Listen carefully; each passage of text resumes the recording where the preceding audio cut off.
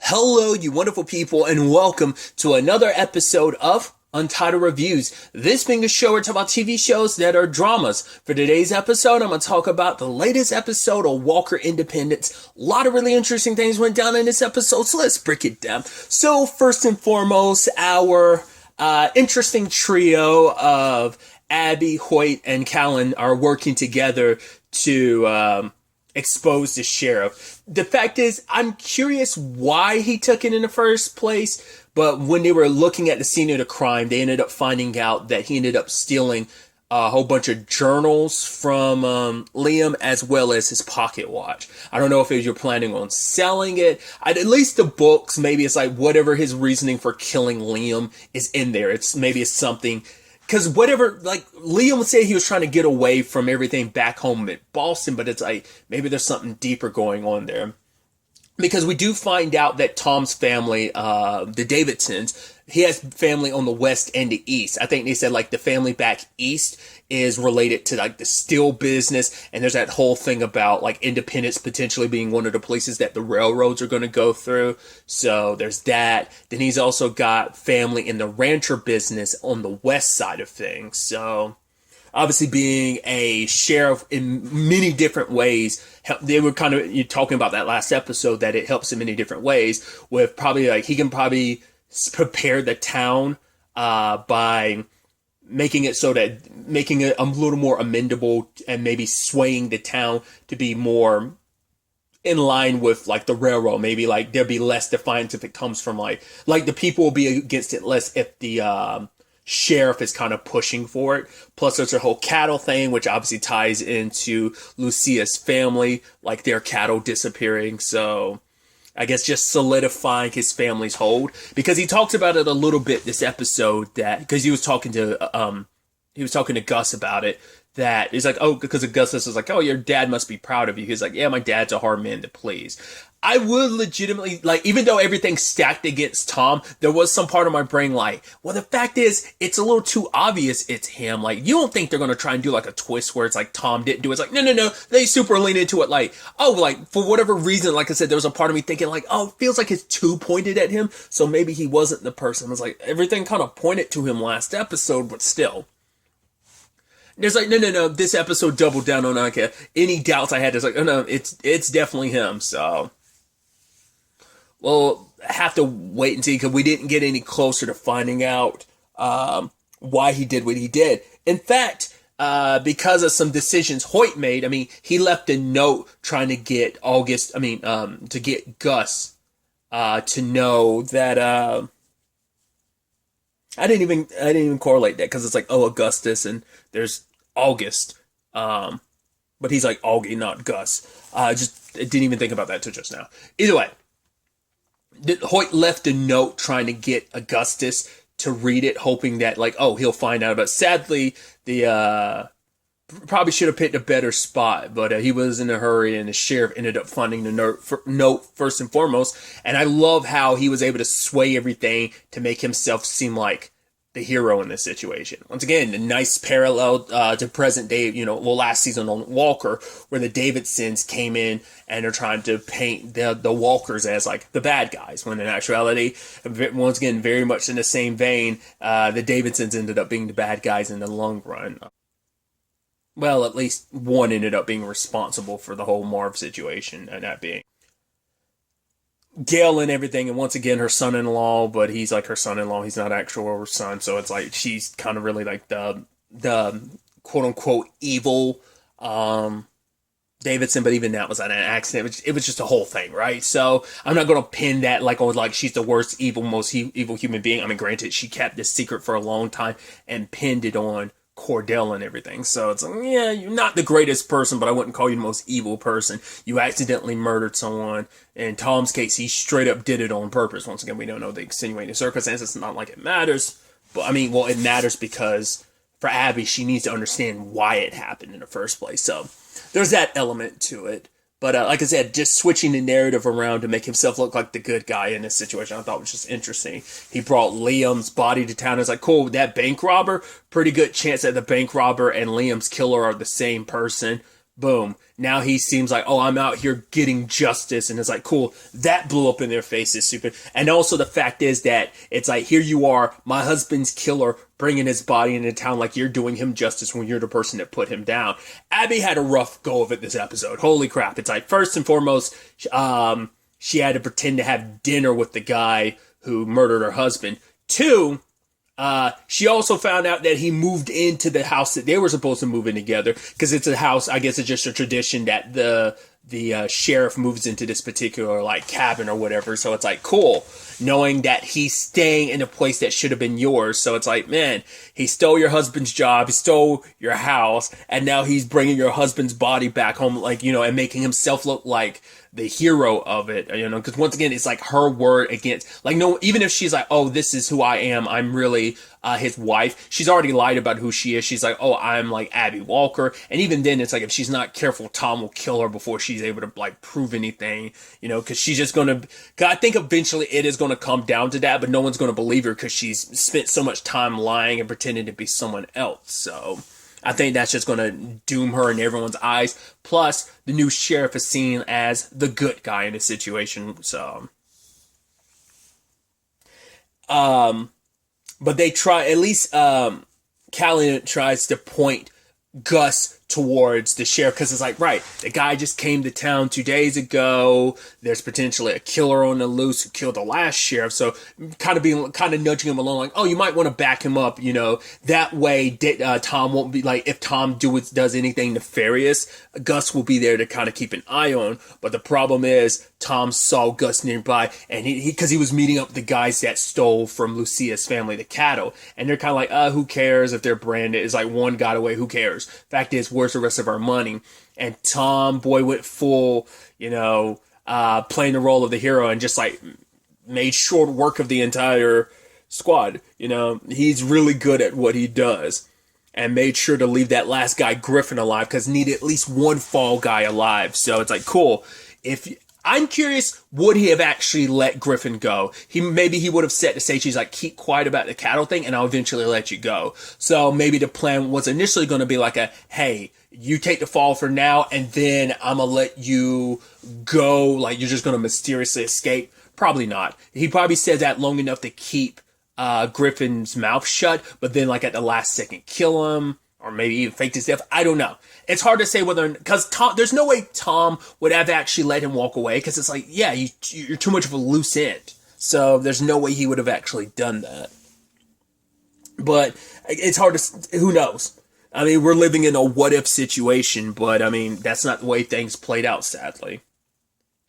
I did love the whole everyone coming together, working together in this situation. It's like, because for her, it's like the only two people she can trust right now is Callian and Hoyt. And it's like, right, I'm going to need both of you, especially Hoyt, because he is, you know, he's got his criminal history. So from when he helped her with the whole pretending thing, it's like the true art of being a grifter is kind of, you know, focusing on that. And it's like, you know, but for him, he's bounced around being so many different people for so long that he's kind of forgot who he is and who he's supposed to be. But he's like, you don't have to worry about it. You have a good head on your shoulders. You know who you are. You know who you're supposed to be. So, because she was a teacher, wasn't she? Like back in Boston. I think she was, but she is well versed in the law. I wonder, is there some truth to it? Maybe she changed some of the details about like actually having an uncle that's a judge. I don't think she was a lawyer or anything. I actually don't remember. Not unless it was like, that's what, well, no, because Liam's a sheriff, but he might have been like a lawyer or something back in Boston. Like, they probably talked about it last episode and I just don't remember, but like, she's super well versed in the law, even to the point that Tom offers her a job at the end of the episode, which I'm like, it benefits you to some extent. It's like, right, keep your friends close, keep your enemies even closer. He totally doesn't suspect you, but this gives you an opportunity and access to Tom. Like, the best way to know your adversary is to be like right there next to him, learning all you can about them. Like, the closer they get, the easier it's going to be to, you know, take him down. At least I'm sure that's how she's going to perceive things. Hell, even the fact is that he returned, like, oh, like, I know that Griffin's guilty because, oh, look, he had this watch. Liam's watch owner also had this rifle that also had Liam's initials in it and stuff. So it's like she had to keep a strong presence in front of him. She couldn't like falter or show any signs of like being bothered by it. But it's like, yeah, that had to cut deep. I mean, seeing his body again after giving him a proper burial, for him to be dug up like this and paraded around in regards of being used as a prop, essentially, to make Tom look like the good guy. Like, oh, I'm getting justice for the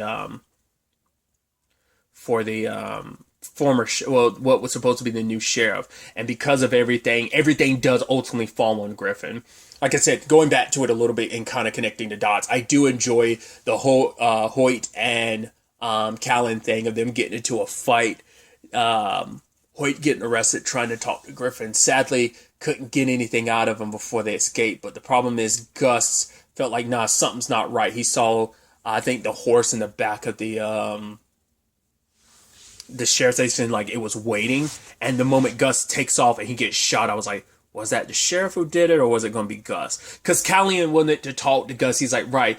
Because he was, time and time again, it's like, right, he's been there for me, so I believe he is someone we can trust. And the sad thing is, they're not going to trust Gus because of what he did. Inadvertently, Gus ended up killing their only lead, the only evidence, person that knows enough about Tom. Because they won't know the ins and outs about the Liam situation. Well, maybe because Griffin was the one that was out, because they were like, I forgot about the detail of they were looking for someone with like a star, with a horseshoe with stars engraved on them, in them, because whoever it was also there with Tom when he killed Liam. So it wasn't just a Griffin being there with the cattle thing. Griffin was also potentially there when Liam was murdered, so he probably had a lot more information, and he's the only one of his crew that was still alive. But I just think it's poetic. I don't know whether Liam decided to do that or whether that was just Gus, because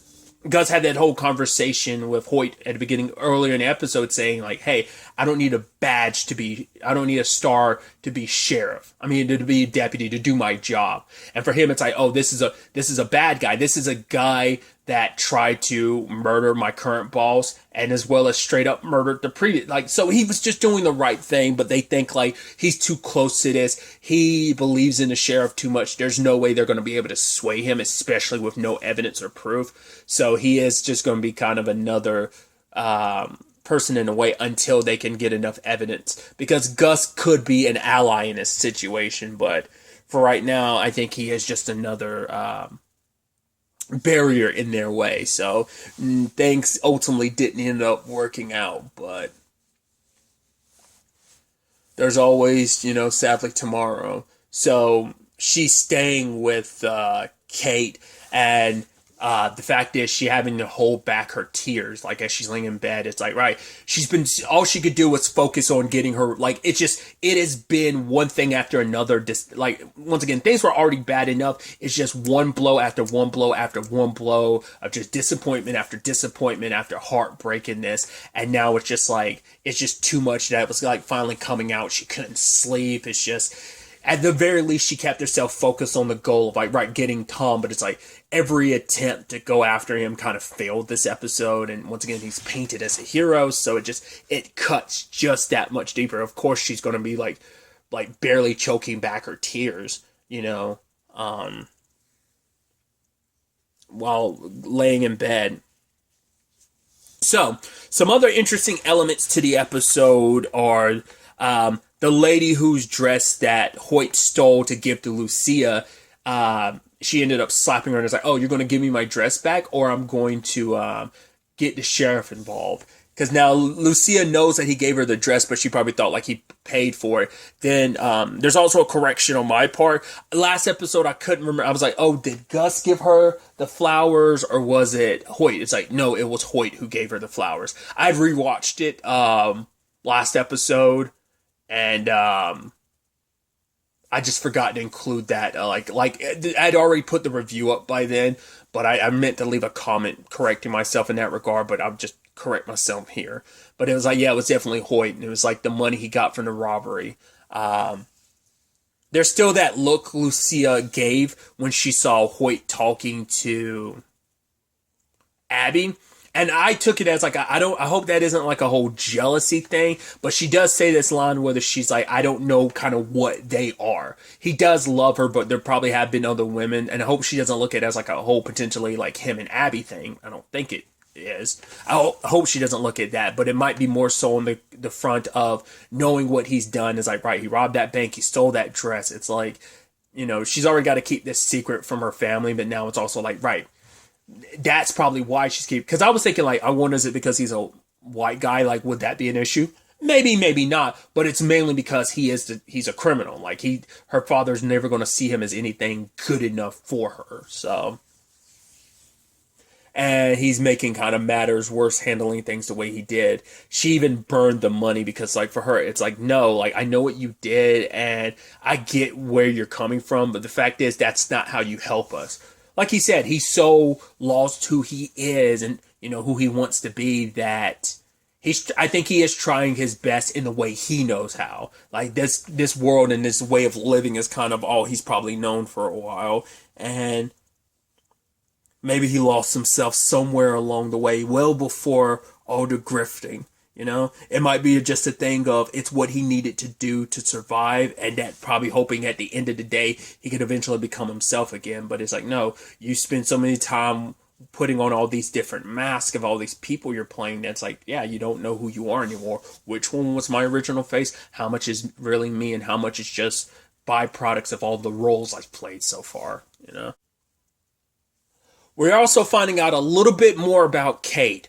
I don't know what her circumstances are. I wonder if she's like a reporter or journalist or something. But she is here to figure out the story. She was initially looking into Liam, but now it's like, cool, Liam's dead, and now like her partner, whoever it is that she was talking to, is like, right, they're looking into Tom and whatever his circumstances are. And it's like, well, because she's the one that connected the dots about like his families, like, I think her and her partner were like, right, his family both in the East and the West, that she knows that there's a deeper story here. Like working at Hagen's is just a front.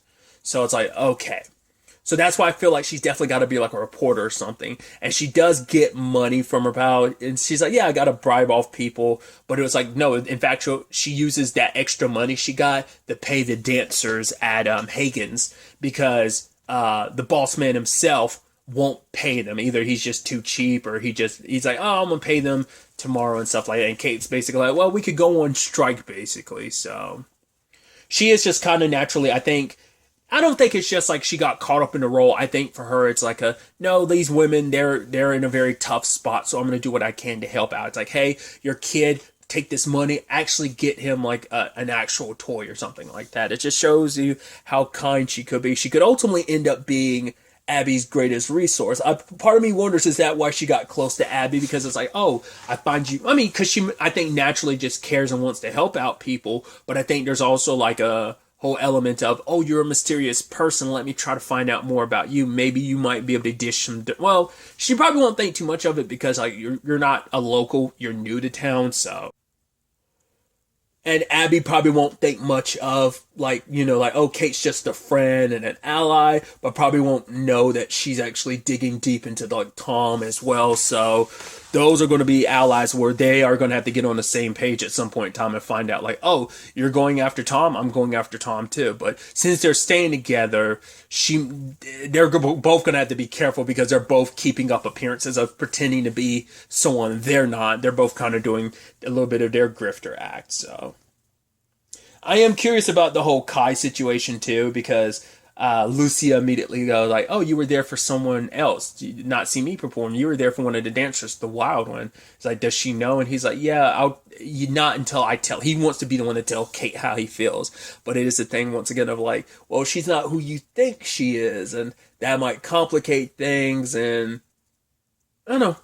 We'll see how that plays out. You're kind of rooting for him, but I just think things are going to be complicated because she's not who he thinks she is. So it's going to be very interesting to ultimately see where all of this ends up taking us going forward into the next episode.